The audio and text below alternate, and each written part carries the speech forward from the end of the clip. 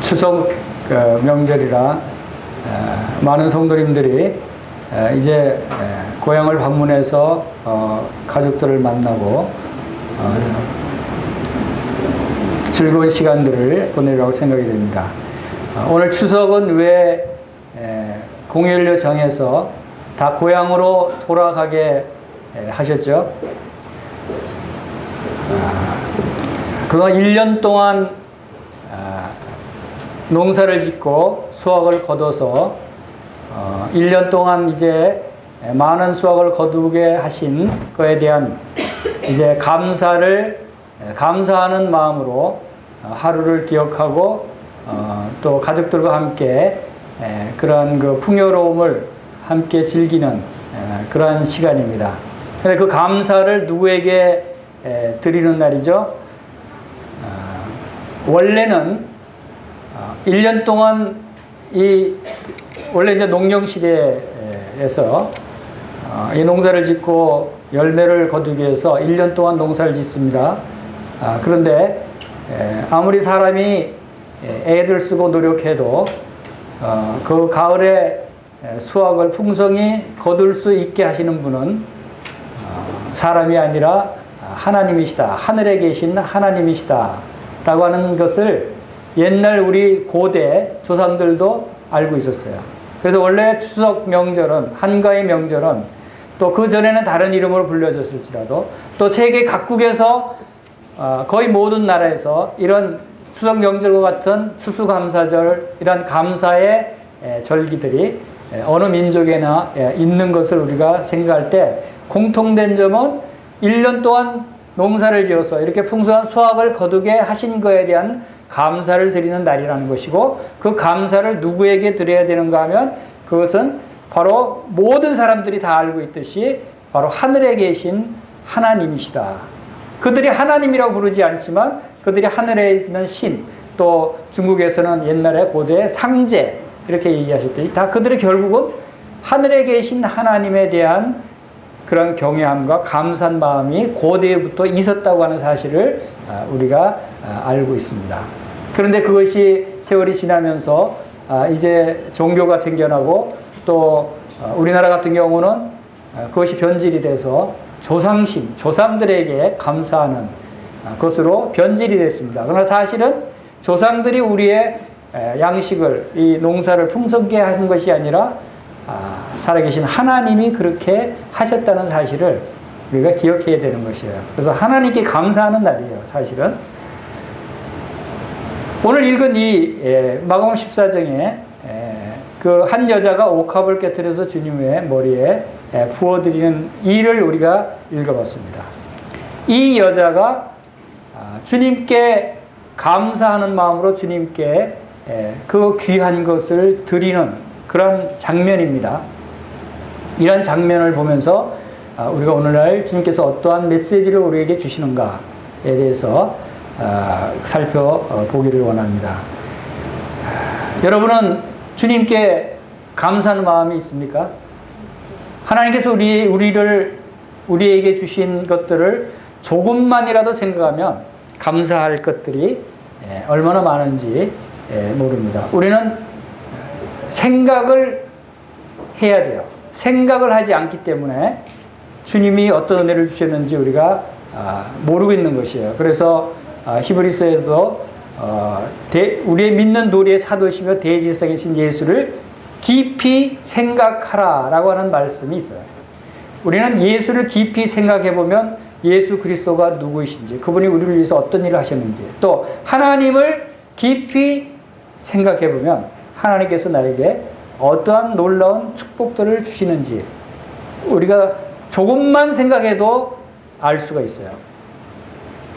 우리에게 지금 이렇게 그 호흡하며 살 수 있게 하신 것은 다 하나님의 은혜인 것을 우리가 알아야 돼요.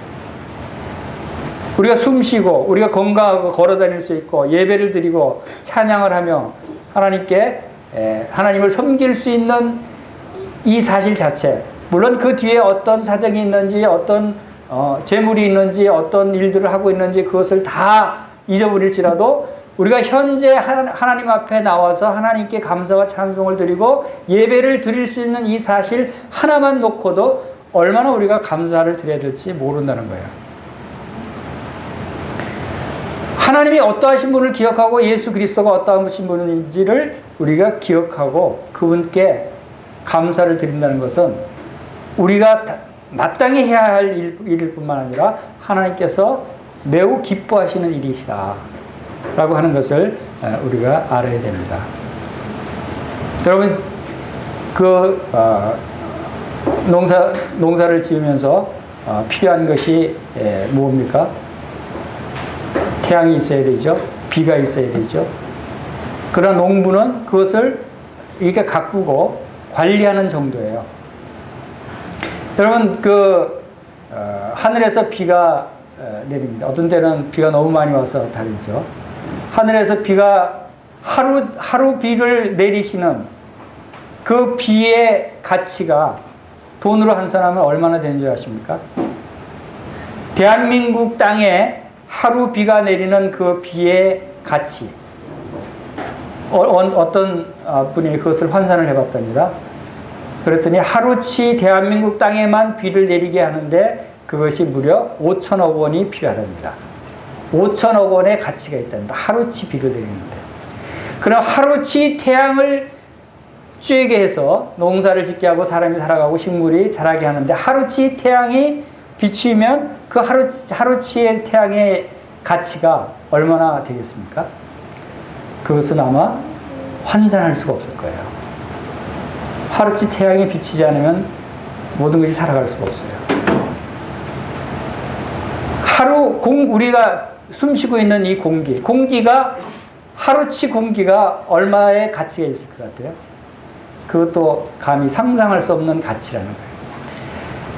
이렇게 하나님이 없으면, 하나님이 공급하시지 않으면, 하나님이 그 우주 만물을 지으시고 말씀으로 만물을 붙들고 계신다고 말씀하셨는데 그 말씀으로 만물을 붙들고 계시는 그 능력, 그 가치가 하루치만 계산해도 우리가 상상할 수 없는 가치라는 거예요.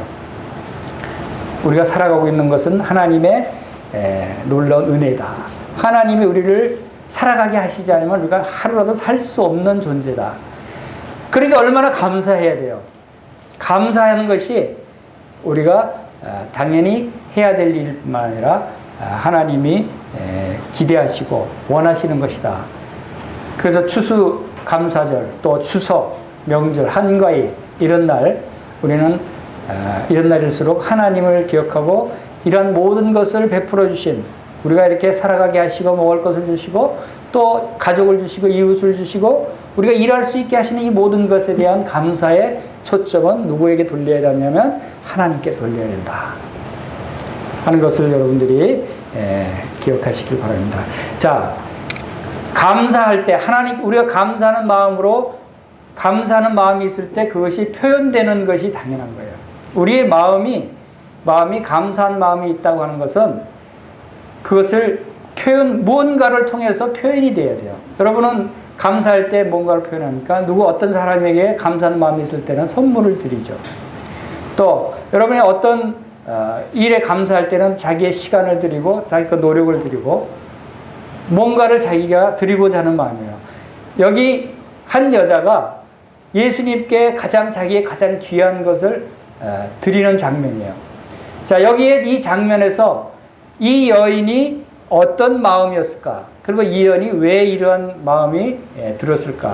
또 이것이 주님께서 어떻게 받아들이셨는가 하는 것을 우리가 잘 살펴보면 우리가 오늘날 실제적으로 우리의 신앙생활을 할 때 주님께 어떠한 감사를 드려야 되고 어떠한 일들을 통해서 주님을 영화롭게 해드릴 수 있는가를 우리가 배울 수 있다고 생각이 되었습니다. 자, 여기 본문을 들어가 보면 지금 여기 이제 유월절과 무교절이라 대제사장들과 서기관들이 예수를 흉계로 잡아 죽일 방도를 구했다. 자, 지금 이틀 후면 예수님이 유월절 어린 양으로 죽임을 당해야 될 그런 이틀 전의 사건이에요.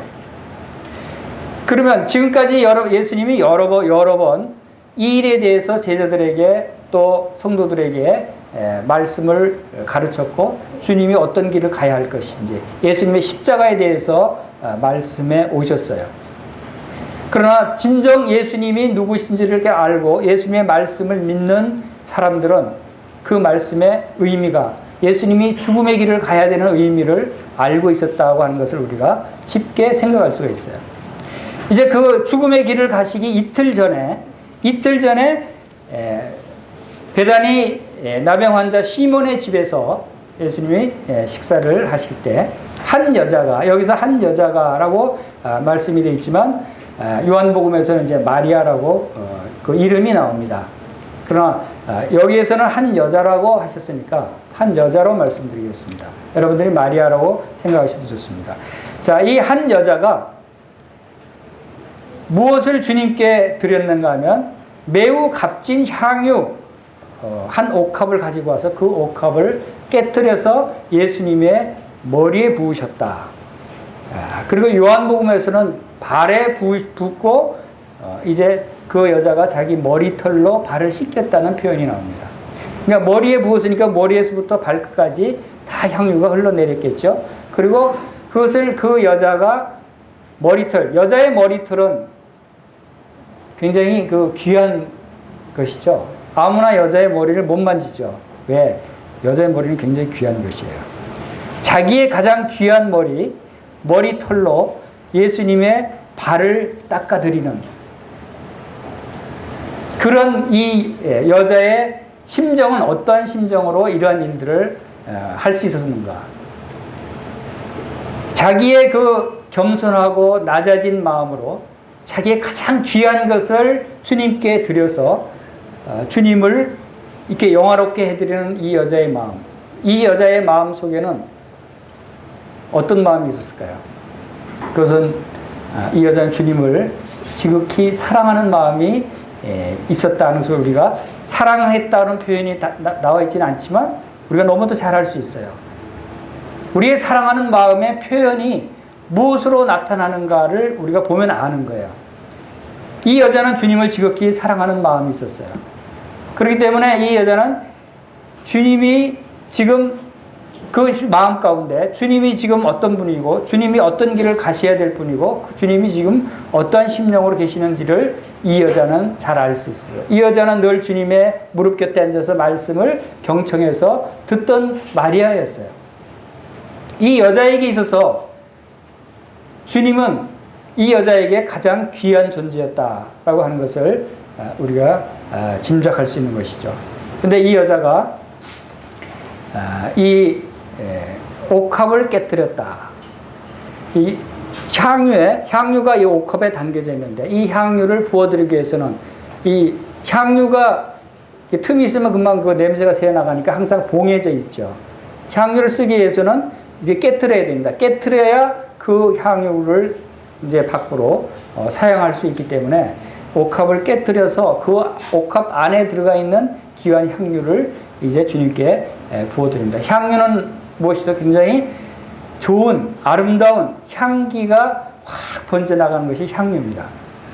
그러니까 주님의 머리에 향유를 부었다. 그 발끝까지 쭉 내려갔더니 주님 온 몸이 얼마나 향기로운 몸이 되었겠어요.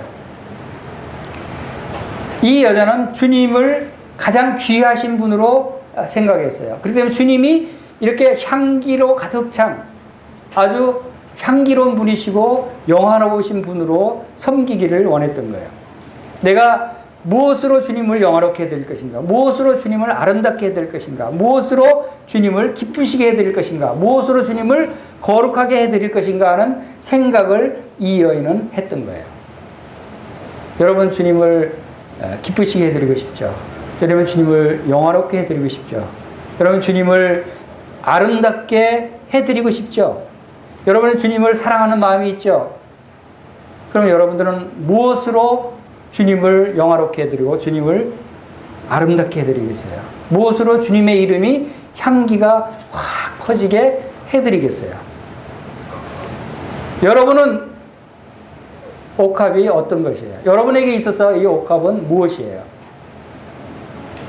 이것이 우리가 이 여인을 본받아야 할 점이 있다면 우리에게 옥합이 무엇인가 하는 것을 생각해 보는 거예요.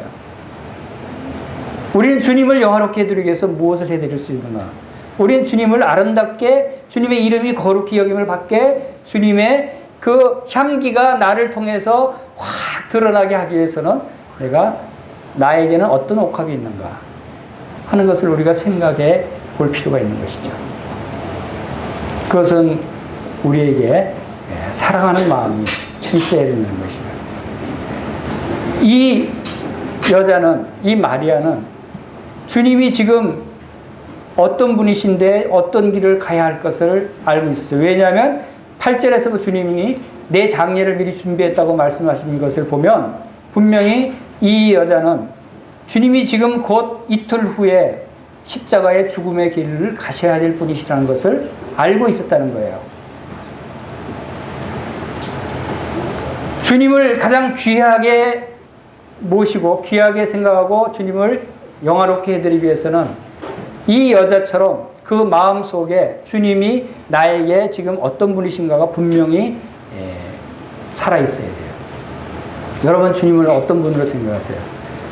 그것은 참으로 이 여자에게는 이 예수님이야말로 하나님께서 보내신, 하나님이 우리를 구속하시기 위해서, 나를 구원하시기 위해서 하나님이 친히 이 땅에 오신 하나님의 아들이시라는 사실을 그는 믿었어요. 그리고 그분의 말씀을 들어봤어요. 말씀을 들어보니까 그 말씀이 정말 하나님의 말씀이고 살아있는 말씀인 것을 이 여자는 경험했어요. 그래서 늘 하나님, 그 주님의 무릎 앞에 앉아서 주님의 말씀을 듣기를 사모하고 말씀을 듣는 일에 그는 집중했어요. 왜? 그 말씀이야말로 살아계신 하나님의 말씀이에요. 하나님의 말씀은 히브리서 4장 12절 말씀처럼 하나님의 말씀은 살았고 운동력이 있다고 했어요. 그리고 좌우의 날선 검처럼 예리해서 우리의 혼과 영과 관절과 골수를 찔러 쪼개기까지 하고 우리의 마음과 생각과 뜻을 감찰하시는 놀라운 하나님의 말씀. 그 말씀을 통해서 이 여자는 자기의 모든 잘못들을 깨닫게 됐고 자기의 모든 잘못들을, 죄와 허물들을 바로 용서하시기 위해서 주님이 지금 십자가의 길을 가셔야 하는구나 하는 것을 이 여자는 알았어요. 주님이 십자가에 죽어야 할 것을 말씀하셨을 때 베드로와 이 여자가 전혀 다른 모습인 것을 우리가 기억해야 돼요. 베드로는 뭐라고 해서 주님이 십자가의 길을 간다 그러니까 베드로는 주님 가지 마십시오. 주님은 그 길을 가서는 안 됩니다. 하고 말린 사람입니다. 그런데 이 여자는 주님이 그 말씀을 하셨을 때 이 여자는 그 길을 준비합니다. 이것이 진정 주님이 어떤 분이시고 주님이 그 일을 나를 위해서 하실 수밖에 없는, 그 일을 하셔야만 나를 비롯한 모든 사람들이 하나님의 놀라운 구원을 받을 수밖에 없다는 사실을 이 여자는 알고 있었어요. 그래서 그는 아마 여기에 표현은 되지 않았지만 그는 눈물로 함께, 향유와 함께 눈물로 주님의 머리와 발을 씻겨드렸을 거예요. 이런 주님을 사랑하는 지극한 진정한 사랑하는 마음이 우리들에게도 있어야 한다는 거예요. 이런 마음, 사랑하는 마음이 우리에게 있기 위해서는 주님이 어떠한 분인가를 진정 우리가 믿어야 된다. 그리고 이분이야말로 나에게 있어서 가장 귀하신 분이다. 가장 귀하신 분이 바로 주님이시다라고 하는 것을 우리가 깨달아야 되는 거예요. 빌립보서 1장 20절 말씀에도 오직 전과 같이 이제도 온전히 담대하여 살든지 죽든지 내 몸에서 그리스도가 존귀되게 하려 한다. 사도 바울도 그렇게 고백했어요. 내가 살든지 죽든지 무슨 일을 하든지 고난을 받든지 핍박을 받든지 좋은 일이 있든지 슬픈 일이 있든지 어디에 있든지 무슨 상황에 있든지 간에 내 몸에서 그리스도가 존귀 여김을 받게 되기를 원하는 마음. 왜? 내 안에 그리스도께서 살아계시기 때문에. 우리는 그것을 잊어버리고 살 때가 많아요. 내 안에 계시는 분이 누군가를 잊어버리고 살 때가 많아요. 그래서 우리의 삶이 좋은 간증이 나타나지 않는 거예요. 내가 그리스도와 함께 십자가에 못 박혀 죽었다는 사실, 그리고 이제는 내가 사는 것이 아니고 내 안에 그리스도께서 사신다는 그 사실을 우리가 기억한다면 나의 말하는 것, 나의 행동하는 것, 나의 모든 일들을 통해서 내 안에 계시는 그리스도께서 드러나시는 것을 드러나게 해야 되고, 그분이 바로 존귀 여김을 받아야 되는 거예요. 주님의 이름이 우리 안에서, 우리를 통해서 거룩히 여김을 받게 해야 돼요. 주님이 우리를 통해서 영화롭게 되셔야 돼요. 주님이 우리를 통해서 향기가 드러나야 돼요. 우리가 그리스도의 향기다고 말씀하고 있는 것이 무슨 뜻입니까? 우리를 통해서 그리스도의 아름다운 향기가 나타난다고 하는 것은 이 여자가 향유를 예수님께 부어드려서 예수님이 온전히 그 향이 온 집에 퍼졌던 것처럼 우리의 삶을 통해서 예수님의 향기가 드러나는 거예요. 우리의 그 사랑을 통해서. 그리고 또 한 가지, 이 옥합을 깨뜨렸다. 우리 안에 사시는 그리스도께서 바로 우리의 몸이 질그릇 같다 그랬잖아요. 우리의 질그릇 같은 이 몸이 깨어지지 않으면 우리 안에 계시는 보배로우신 주님이 드러나지 않으신다. 옥합이 깨어지지 않으면 향유가 나올 수 없듯이 우리 안에 계시는 이 아름다운 그리스도의 향기가 우리의 질그릇이 깨어져야만 바로 이 향유가 흘러나올 수 있다라고 하는 것을 우리가 기억해야 되는 것입니다.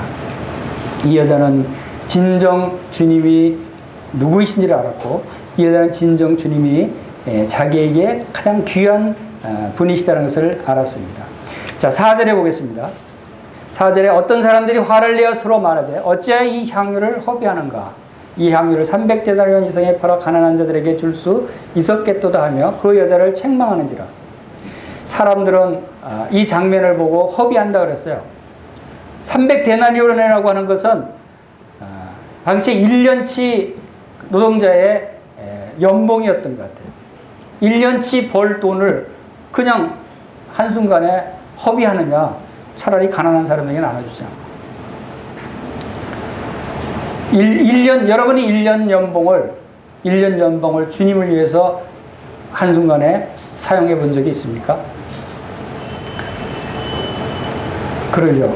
뭐 쓸데없이 그렇게 해. 차라리, 응? 가난한 사람이 나눠주든가, 우리 좋은 일에 써야지. 그러나, 우리가 여기서 보면 주님이 뭐라고 그러셨어요? 가난한 자들은 너희와 항상 함께 있다. 언제든지 도와줄 수 있다. 그러나, 주님이 지금 그들과 함께 있는 시간은 지금 이틀 후에는 십자가의 길을 가야 돼요.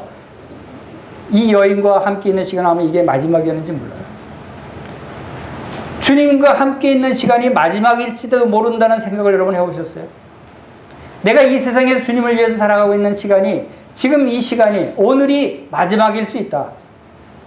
내가 지금 주님을 섬기기 위해서 주님께 헌신하지 않고 주님께 드리지 않으면 드릴 기회가 이제는 다시 없을 수도 있다. 이런 생각 해보실 수 있어요? 해보셨어요? 그렇다면 지금 이 순간에 내가 주님께 헌신할 수 있는 마지막 순간일지도 모른다고 생각하면 나의 모든 것을, 가장 귀한 것을 주님께 드려야 되지 않겠어요? 주님은 그걸 원하셨던 거예요. 그것이 진정 주님을 나의 가장 귀하신 분으로, 나의 주인으로 모시는 자의 모습이다. 우리가 주님이라고 부릅니다. 말은 좋죠. 주여, 주여. 주님, 주님. 말은 잘 부르죠. 진정 주님이, 예수님이 여러분의 주인이십니까? 주님은 뭐예요? 주인님이잖아요. 그래서 이런 생각이 들었어요. 주님, 주님 하니까 진정 그 주인이라는 실감을 못 느끼니까 차라리 주인님, 주인님 이렇게 불러봤어요. 그러니까 좀 실감이 더 나요. 여러분, 주인님, 주인님 하고 불러보세요.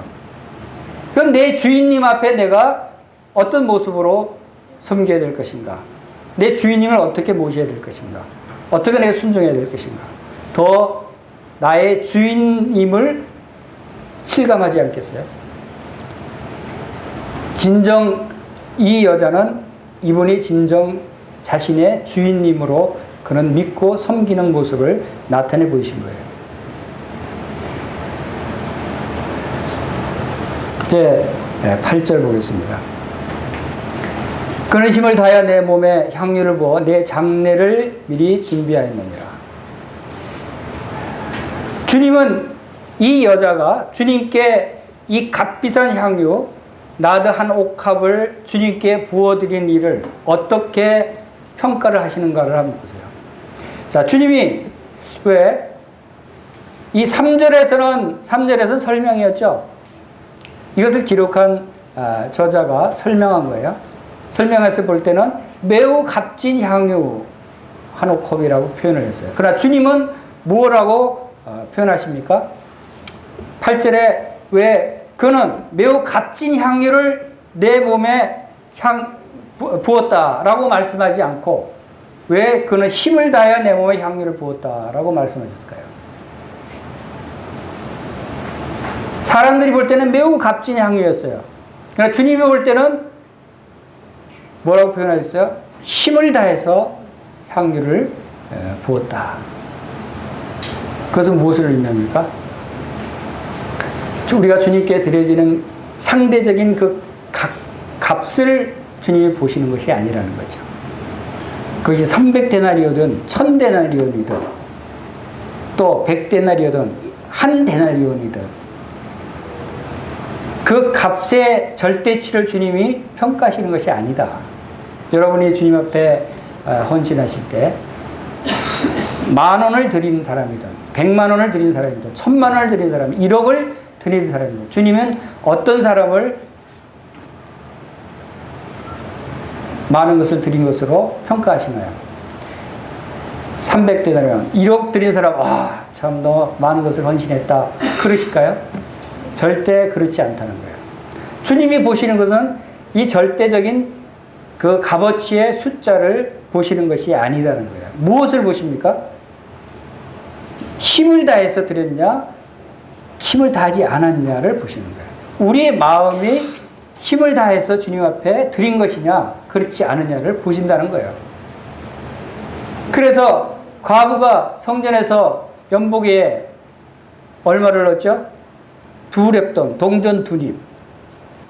동전 2립, 얼마나 가치가 없어요? 얼마나 적은 금액이에요? 근데 주님은 뭐라고 평가하셨어요?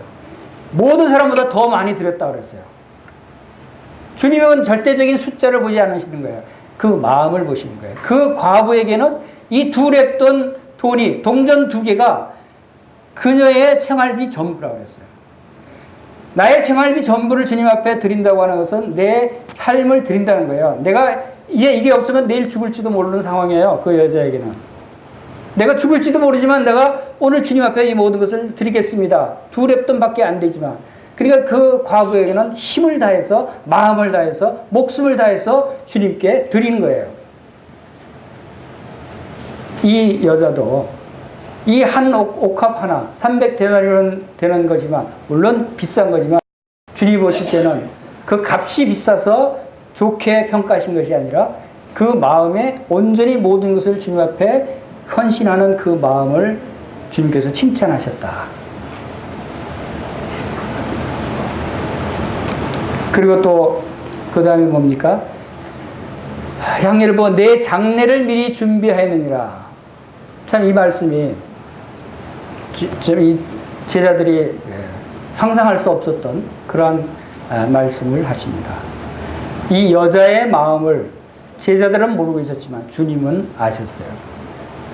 주님이 이제 이틀 후에 이제 잡혀서 십자가의 고난을 받으시고 죽으실 것을 말씀하셨는데 이 마리아는 그 말씀을 믿고 주님이 그 길을 가시게 하는 것에 대한 그러한 얼마나 애틋한 그러한 사랑의 마음이 있었겠어요.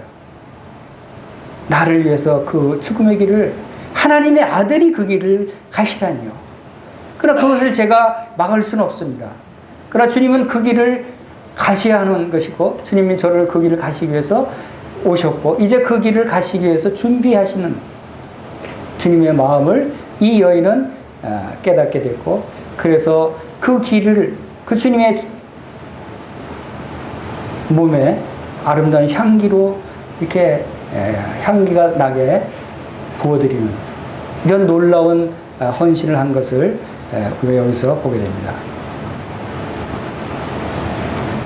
이 여자는 주님의 이제 죽으실 일에 대한 장례를 준비했다고 주님께서 칭찬합니다. 여러분은 어떤 일을, 주님을 위해서 어떤 일을 준비하고 계십니까? 여러분, 주님의 일을 위해서 준비하고 있는 것이 어떤 일이 있습니까? 세례 요한은 주님이 오시는 길을 예비했어요. 이 여인은 주님의 장례를 예비했어요. 우리는 무엇을 예비하고 있습니까? 무엇을 주님을 위해서 준비하고 있어요? 주님이 우리에게 말씀하시는 것은 바로 이것이에요. 왜 이 여자가 행한 일을 복음이 전할 때 같이 말하라고 했을까요? 이것은 굉장히 중요한 문제예요. 우리는 주님을 위해서 무엇을 준비해야 될까요? 주님의 무슨 일을 위해서 우리가 준비해야 될까요? 우리는 주님의 장례를 준비할 일은 없어요. 주님이 이미 죽으셨고 장례를 치르셨어요. 그리고 주님이 부활도 하셨어요. 승천하셨어요. 그럼 이제 남은 일이 뭐가 있죠? 주님이 재림하신다는 거예요. 주님이 다시 오시는 일이 남아있어요. 우리가 준비할 일은 이제 뭐예요? 주님이 다시 오심을 준비해야 되지 않겠어요? 우리가 준비할 일이 그것 외에 뭐가 더 있겠어요? 주님이 오심을 위해서 우리가 준비한다고 하는 것은 무엇을 의미하는 것입니까? 그것은 주님이 오시는 길이 영화롭게 되게 하시죠. 주님 오시는 길이 참으로 영광스러운 길이 되게 해서 우리가 준비해야 될 게 뭔가? 주님을 맞이할 준비를 우리가 해야 된다는 것이에요. 그것도 누구를 위해서? 나 자신을 위해서는 이제 벗어나야 돼요. 이제 주님의 영광을 위해서, 주님을 위해서 내가 무엇을 준비할 것인가를 생각해야 된다는 것이죠. 이 여자는 자기 자신을 위해서 한 것이 아니라 주님을 위해서, 주님의 장례를 위해서 이 헌신을 했어요. 우리도 주님이 다시 오실 그 재림의 영광을 위해서 준비해야 된다는 것이죠. 그것이 뭐가 있겠어요? 그것은 첫째, 우리가 주님의 복음을 전하는 일이다. 주님의 복음을 전해서 많은 영혼들을 주님께로 인도할 때, 주님이 이 세상 오실 때 더 많은 성도들이 주님을 맞이하게 될, 그것이 얼마나 영광스럽고 주님을 영화롭게 해드리는 것이겠어요. 그것이 우리가 복음의 제사장 직무를 하는 일이에요. 복음의 제사장 직무를 통해서 이방인들을 주님께로 제물로 드리는 것이 바로 우리가 주님의 재림을 준비하는 일이다 라고 하는 것을 말씀하고 있고, 또 한 가지가 있다면 그것은 그 일을 위해서 또한 우리가 사랑을 베푸는 것이에요. 주님의 사랑을 나타내는 것이에요. 주님의 사랑을 나타냄으로써 주님을 영화롭게 해드릴 수 있는 것이고, 주님의 사랑을 우리가 이웃들에게 나타냄으로써 우리가 주님의 향기를 드러내는 것이라는 거죠. 그것이 우리가 옥합을 깨트리는 것이에요. 우리의 사랑을 나타내는 것, 그것이 우리의 옥합을 깨트리는 것이다 하는 것을 우리에게 말씀해 주고 있습니다. 그리고 이제 마지막으로 9절 보겠습니다. 내가 진실로 너에게 이르노니 온 천하 어디서든지 복음이 전파되는 곳에는 이 여자가 행한 일도 말하여 그를 기억하리라 하시니라. 참 놀라운 말씀이에요. 이 여자는 참으로 복받은 여자인 것을 우리가 보게 됩니다. 여러분, 주님이 어느 누구한테 이런 얘기 한 적이 있어요? 없죠.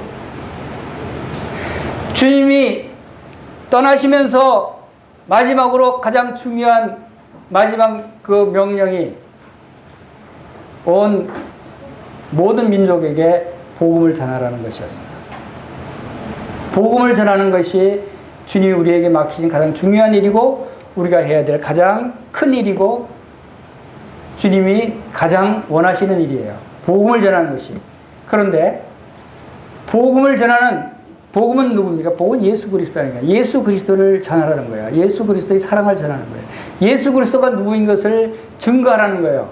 그 복음을 전하는 일에 이 여자의 행한 일도 전하라는 거예요. 얼마나 이 여자가 행한 일이 대단하길래 복음 전하는데 같이 전하라는 거예요. 이것은 우리가 그냥 가볍게 넘어갈 일이 아니라는 거죠. 여러분, 복음 전할 때 이 여자의 행한 일을 전하고 있습니까?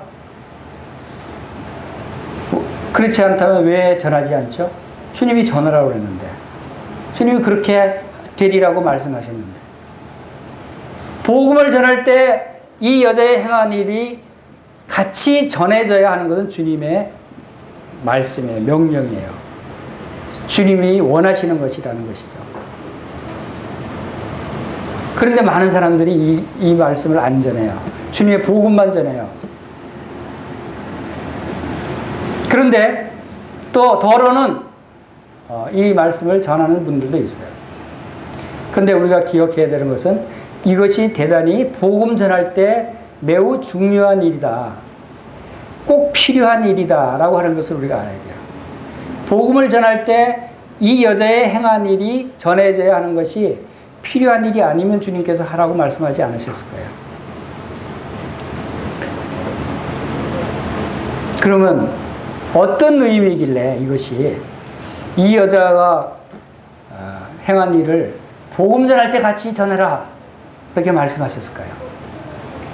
이것은 우리가 매우 중요하게 생각해야 되는 것이 이것이 복음의 한 부분으로 우리가 증거되어야 된다는 것이에요. 복음의 한 부분이다. 왜? 이것은 우리가 쉽게 이해하기 위해서 말씀드리면 이것은 이 여자의 간증이에요.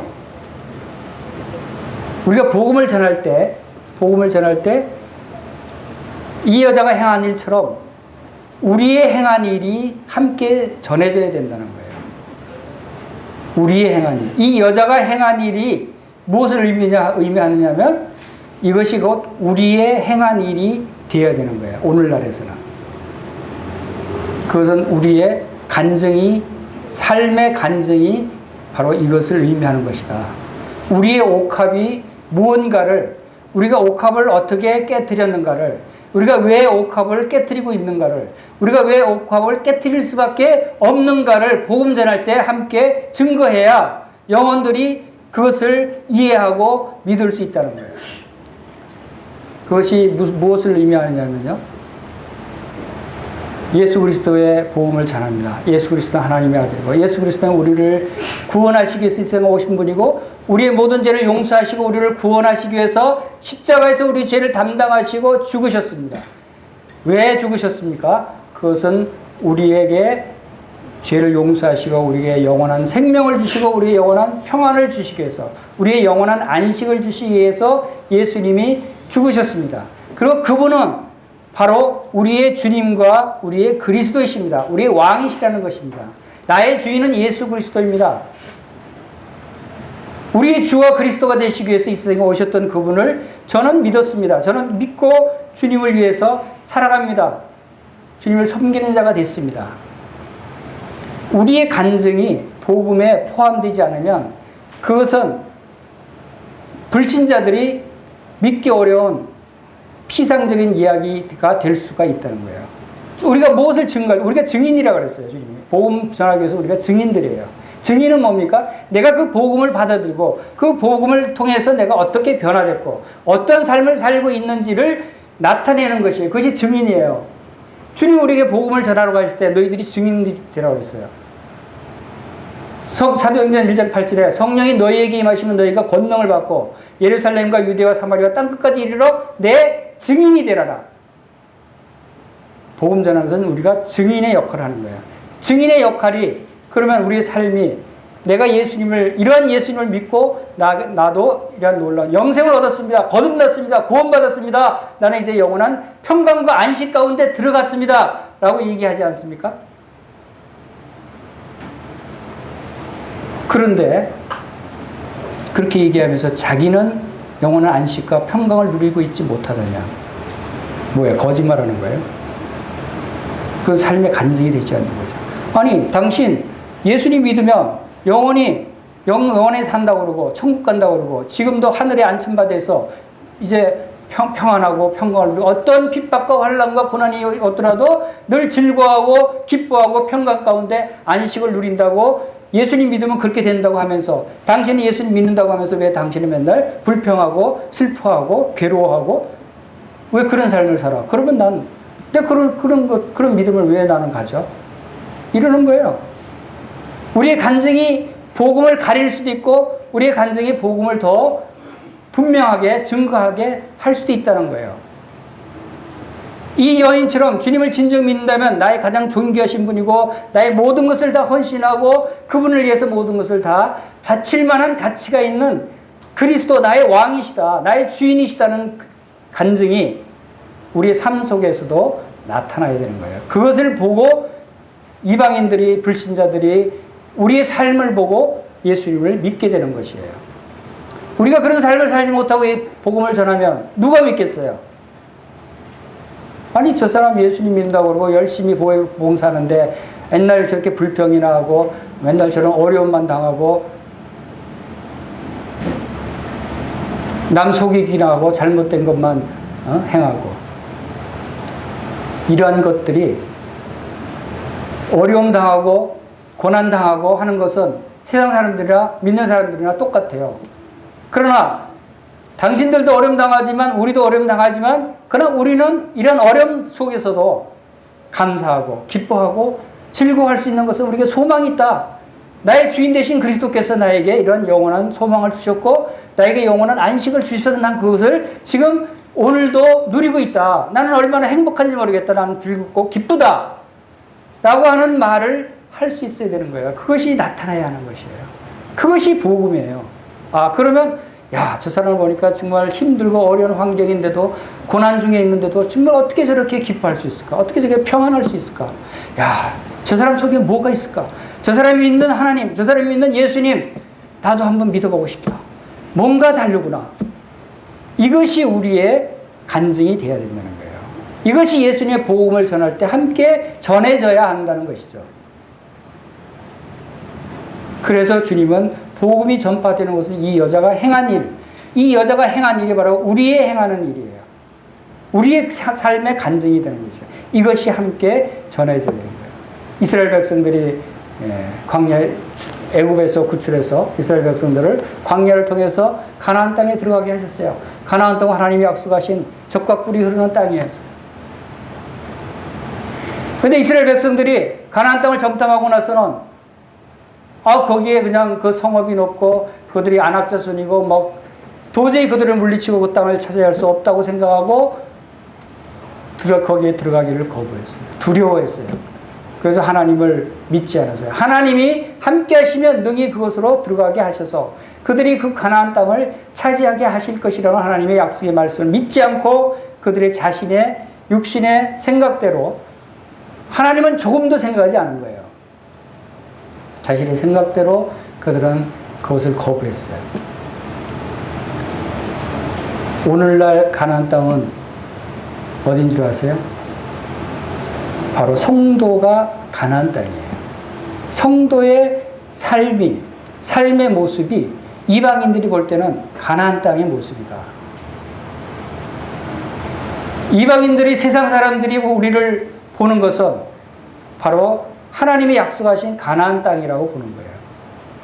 그런데 우리가 가나안 땅에 들어갔다고 하면서 여전히 실패하는, 영적으로 괴로워하고 슬퍼하고 불평하고 원망하고 죄를 짓는 그러한 모습이 보인다면 그것은 하나님의 약속에서 예수님 믿으면 가나안 땅에서 영생 복락을 안식을 누린다고 했는데 야, 저 예수 믿는 게 저렇게 어려운가 보다. 저 사람이 예수님 믿는다고 하면서도 가나안 땅의 안식을 누리지 못하고 있구나. 가나안 땅에 들어가도 저렇게 무서운 거구나. 우리도 난 무서워서 나는 도저히 못할 것 같아. 그래서 그들도 예수님을 버리게 되는 거예요. 믿지 않는 거예요. 우리 성도의 삶이 가나안 땅이다. 하나님께 약속하신 땅은 그런 곳이 아니잖아요. 영원한 안식과 평강이 있는 곳이에요. 풍성한 행복이 있는 곳이에요. 비록 이 땅에 살지만 하늘의 삶을 누리게 하는 곳이 가나안 땅이었어요. 우리 성도의 삶의 모습이, 우리 성도의 그 신앙 간증이 이렇게 중요한 역할을 한다는 거예요. 복음을 가리울 수 있다는 거예요. 우리가 먼저 변해야 되는 거죠. 이 여자처럼, 이 여인처럼 주님을 나의 삶에 가장 귀한 것으로 드릴 수 있어야 되는 거예요. 이 여자의 모습처럼 바로 주님을 지극히 진정으로 사랑하는 마음을 가져야 한다는 것이죠. 이것이 그럴 때 주님께서 그 영화롭게 되시고 주님의 향기가 우리의 삶을 통해서 나타나게 되는 것이고 주님의 복음이 증거되는 것이다 라고 하는 것을 여기서 보게 됩니다. 이렇게 해서 이 한 여자가 매우 값진 향유를 옥합을 깨뜨려서 주님께 드린 이 사건이 주님이 얼마나 귀중하게 보시는가 하는 것은 바로 복음이 전거될 때 어디서든지 천하에 어디서든지 함께 전하라고 말씀하신 것은 바로 이토록 중요한 것이다. 그만큼 이 여인의 행한 일처럼 우리의 행한 일도 복음이 증거될 때 함께 증거돼야 되는 것이고 그것이 얼마나 중요한 일인가 하는 것을 우리가 기억하시기를 바랍니다. 다 같이 기도하시겠습니다.